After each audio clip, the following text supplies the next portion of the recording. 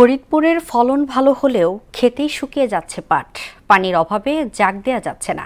এতে হতাশা ও দুশ্চিন্তায় সালথা ও নগরকান্দার চাষিরা। এমন পরিস্থিতিতে রিবন রিডিং পদ্ধতিতে পাট পচানোর পরামর্শ দিয়েছে কৃষি বিভাগ।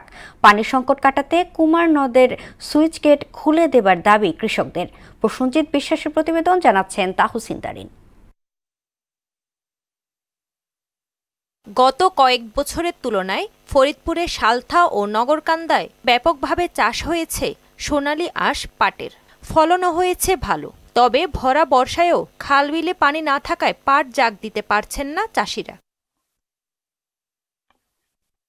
কৃষকদের অভিযোগ, কাঁচা পাট অন্য কোনো পদ্ধতিতে পচানো যায় কিনা সে বিষয়ে মাঠ পর্যায়ে প্রশিক্ষণ বা পরামর্শ দেয়নি কর্মকর্তারা। পানি সংকট কাটাতে কুমার নদে স্লুইস গেট খুলে দেওয়ার দাবি জানান তারা। পাটের অবস্থা ভালো না, মনে করেন যে বেশিরভাগ পাট মরেই গেছে। হ্যাঁ, সুইচ গেট খোলা দিলে তো ভালো। পানি সংকট তো বেশি, বৃষ্টিতে একটু হয়েছে, জোয়ার তো ঢোকে নাই। জোয়ার না ঢুকলে পানিতে সংকট তো হইতেই পারে। আমাকেও প্রশিক্ষণ তো দেয় না, কিভাবে জাগ দিতে হবে, কিভাবে আমরা ওই যে আগে যেভাবে করছি সেইভাবেই করি।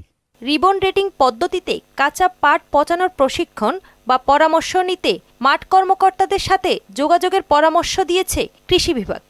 আমাদের উপজেলায় পাট জাগ বা পাট আবাদ যে কোনো বিষয়ে যদি কোনো ধরনের সমস্যার সম্মুখীন হয় কোনো কৃষক, তাহলে আমাদের যারা মাঠ পর্যায়ের কর্মকর্তা রয়েছে তাদের সাথে যেন কৃষকরা যোগাযোগ করে, তাদের অবশ্যই প্রয়োজনীয় পরামর্শ দিয়ে আমাদের কৃষি বিভাগের কর্মকর্তাবৃন্দ তাদের পাশে থাকবে। উপজেলা নির্বাহী কর্মকর্তা বলেছেন, পানি সংকট মেটাতে কুমার নদে স্লুইস গেট খুলে দিতে জেলা প্রশাসন ও পানি উন্নয়ন বোর্ডকে অনুরোধ করা হয়েছে। পানি উন্নয়ন বোর্ডের কর্তৃপক্ষ ছিল, তাদের অবগত করেছি যে সুইচ গেটগুলো যাতে একদম পুরোপুরি উন্মুক্ত করে দেওয়া হয়।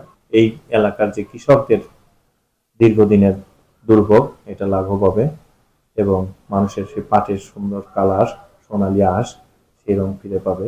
কৃষি সম্প্রসারণ অধিদপ্তরের তথ্য মতে সালথা ও নগরকান্দা উপজেলায় এই বছর 25,000 হেক্টর জমিতে পাট চাষ হয়েছে। তাহসিন তারিন, মোহনা সংবাদ।